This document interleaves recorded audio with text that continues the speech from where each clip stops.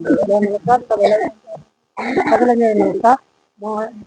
यस सोरठीको गर्दै हुँ र यो सोरठी भनेको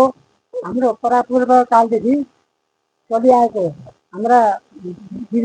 बाजेहरूले गरेको कार्यक्रम हो। त्यो कार्यक्रमलाई हामीहरूले निरन्तरता दिइराखेका छौँ।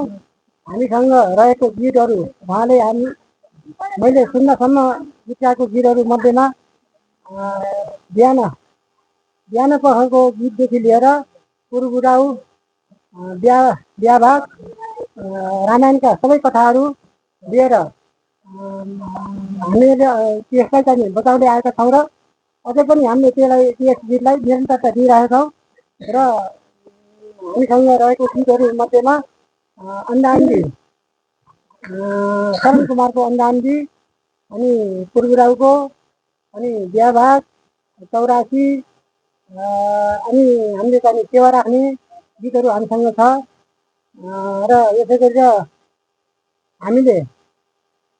गर्दै आएको रमाइलो मध्येमा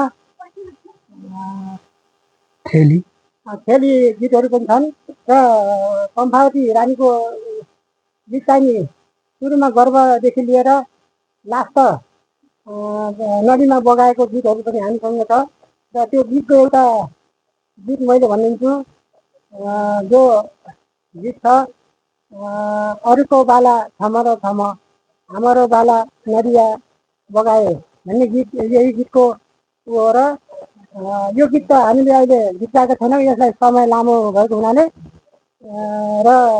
यो सोरठी चाहिँ अझै हाम्रा साथीहरूले र हाम्रा भाइ बहिनीहरूले यसलाई बचाइराखन् भन्दै मेरो दुई शब्द समाप्त गर्छु।